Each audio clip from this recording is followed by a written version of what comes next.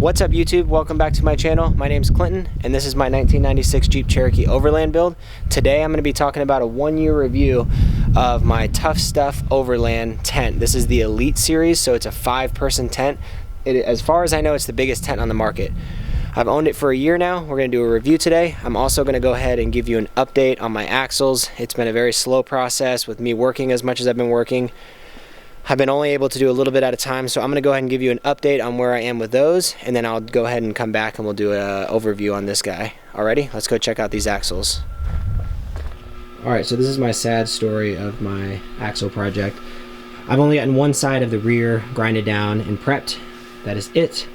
I've had barely any time. That took me literally like 2.5 hours. Way longer than I thought. So, this is all I've gotten done. Definitely getting stuff done. It's just very slowly.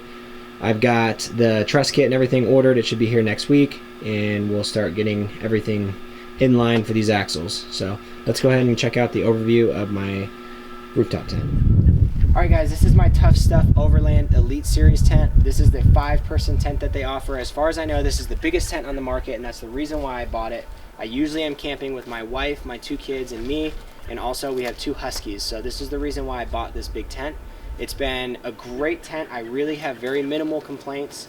There's just a few things we'll go over later in the video, but let's start off with just like the main features. This is a soft shell tent, not a hard shell tent, so it does take a little bit longer to set up. As you can see in the clip, well, actually, I don't know if I played the clip yet.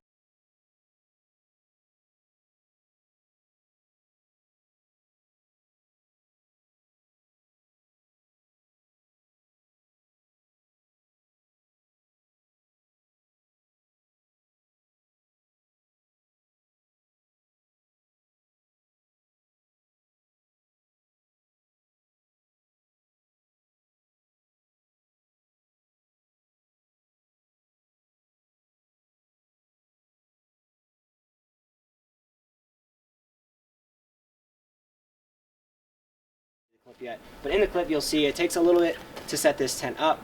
I would say it takes me about 3 minutes, maybe 5, depending on where I'm at and if it's slick and stuff like that. But overall it takes about 3 to 5 minutes to set up. So, you know, it's really not too bad. Obviously a hard shell is going to be easier to set up, but for me, when I bought this a year ago, there really wasn't a lot of tents on the market that were hard shell. This was one of, and I needed something big, and this was it. So this works for me, and it's been great. So I ended up going with the soft shell. I've been super happy with it. The nice thing about this is the cover on it zips, so it not only gets it nice and watertight, but it also gets it really snug, so it stays really nice and tight on your roof, and it doesn't, you don't have all those Velcro straps and stuff like that. That's one of the pluses that this tent offers. The next thing is going to be this overhang. This is like the biggest reason I think I bought this tent.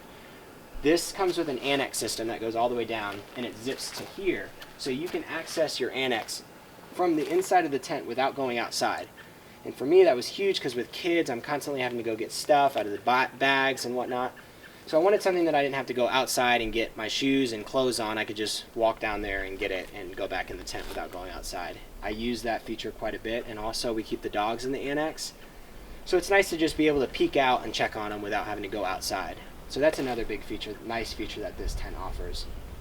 So I'll go ahead and go into one of the negatives. In a lot of tents, this isn't just this company, they have these sliding ladders, and they're absolutely terrible. I mean, it's not anything they did wrong. It's just the design is just, it's not a good design, and they get any dirt that gets in it, they get jammed up, and it's a real pain in the butt. But it's not the end of the world, but it's definitely a pain in the butt.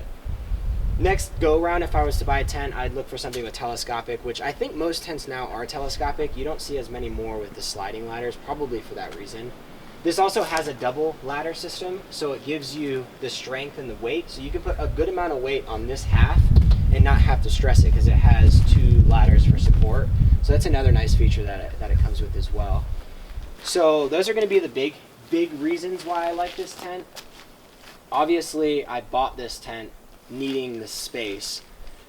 I was new to overlanding, new to all of this, and I just wanted something big. I didn't care about what the repercussions were.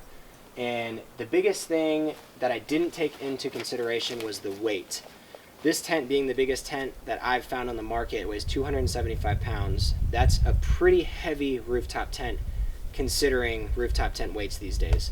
So, in me having a Cherokee, that's a lot of weight for a Cherokee. It does perfectly fine, don't get me wrong, but you can tell it's up there and it is a lot of weight. It's not that bad, but you definitely know it's there. I've actually, when I was running Hills Off-Road, their hardshell tent, which is almost 100 pounds less, it was a noticeably difference in weight from the hardshell to this. It was a big amount of difference. But, you know, it's not that bad because I set the suspension up and everything for this tent. So it's not that I have a lot of issues with it. I just probably could have saved myself a lot of money in not doing all of the suspension work, because I had to do a lot of suspension stuff to get this to ride how I wanted it with all the weight of all of our camping stuff and whatnot. So I didn't really take that into consideration, but not that big of a deal. So overall, this tent's been amazing. It's got honeycomb aluminum, which I think most of them have. The materials are super nice material. All of the seams are really nice. Watertight. It stays really cool. I will say, because it's a big tent, I sometimes struggle with keeping us all warm in there just because of how much space is in there. That has nothing to do with the tent. But that definitely is another thing that I didn't really take into consideration, was space. Obviously, a smaller tent, you're able to keep the heat in easier. So I didn't really take that into consideration when I bought this tent. But we haven't had like any huge deals with it. There's usually 4 of us in there, and we usually stay pretty warm, as warm as we need to. But we also camped in 30-degree weather and 40-degree weather with kids, so obviously it was a little more difficult to keep warm. But we were able to make it happen. So those are probably the big things that I would say are down draws of this tent. Not negative things, just down draws and things that I didn't really take into consideration.